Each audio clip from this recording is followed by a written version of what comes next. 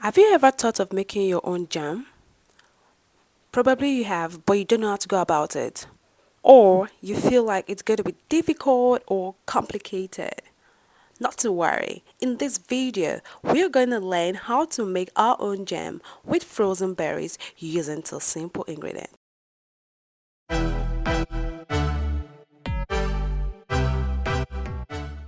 Welcome again, it's your girl Danielle. If you're new to this channel, thank you for tuning in. Today, we're going to be learning how to make our own jam using frozen berries.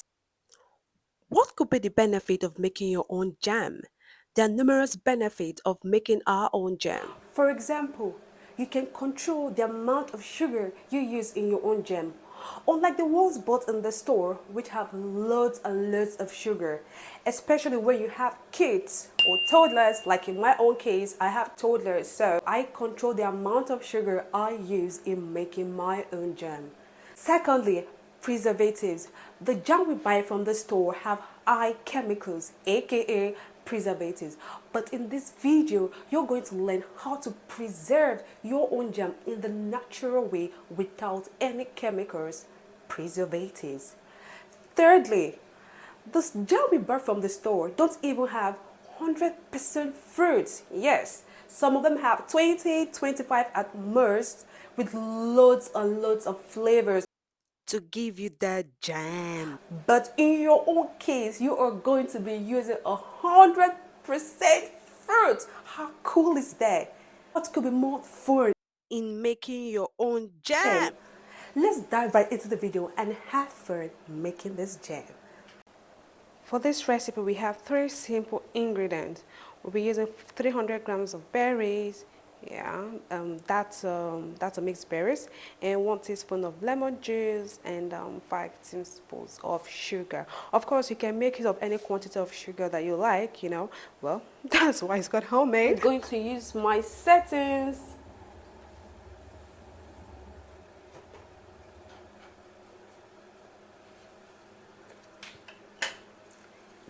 And I'm going to put all my jam inside. As you can see, it still have some, although it has the froze a little bit, but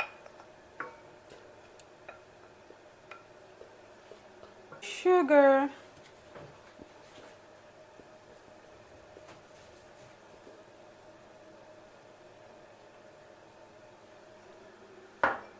and I'll mix. Because it's frozen berries, okay, be sure to leave your heat on a low heat, okay. Reason is you would want all the sugar firstly to dissolve. Sugar has completely dissolved, and I'm going to pour in my lemon juice.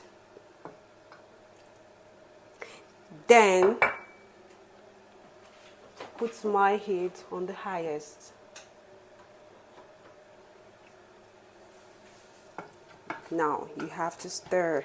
You can slice the big berries and chop them into smaller pieces, or you can as well leave them this way. It's up to you. So whichever way, they are both all going to dissolve completely. So you just have to keep stirring, because right now it has been turned to the highest heat, so you wouldn't want your jam to get burnt, so you just have to keep stirring. You can have a pause for few seconds to up to a minute or so, but don't forget, keep stirring. It's important.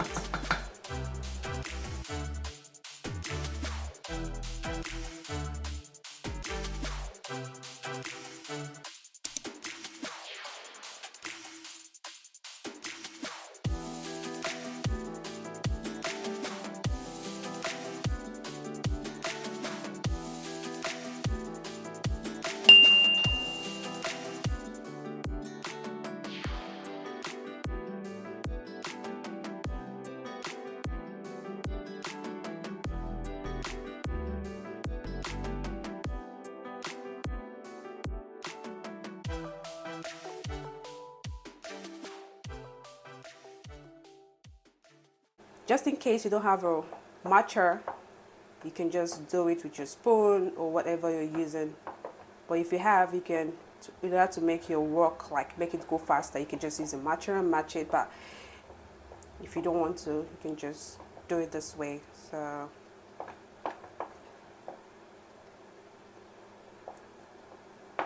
it's quite hot, so I'm not going to touch my pot again so I don't burn my hand.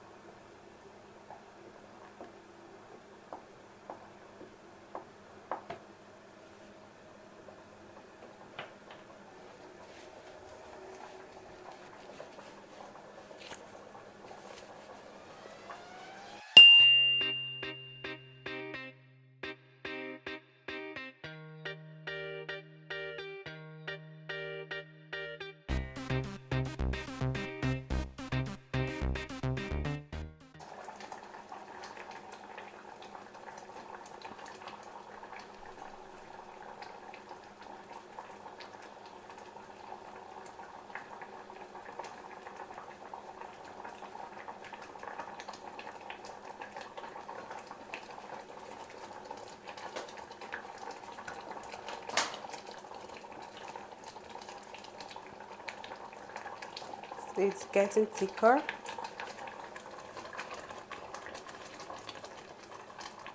I'm going to tell you when is the right time to stop.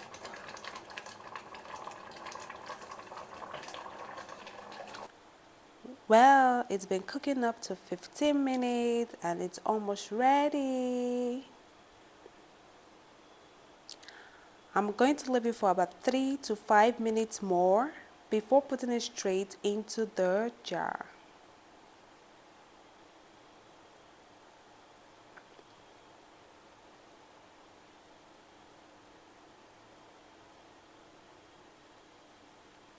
Your jam should be perfect when it has a thick consistency. As you can see, my jar is really hot alongside the jam, so I'm using my glove. So I have to label it before putting it in the fridge. It's going to stay up to 2 weeks long, so be sure to label it before you put it in the fridge, or you can do that afterwards. So but do not forget, so you can monitor when your jam is going to expire. If you gain value for this content, be sure to smash the like button, subscribe, turn on your notification bell so you do not miss any of my videos. I'll be posting videos every week, so be sure to turn on your notification bell so you don't miss any of my videos. So your friends, tell your family, share this video so they can all learn and have fun while making this jam at home. So with that being said, keep staying blessed and I'll see you in my next video.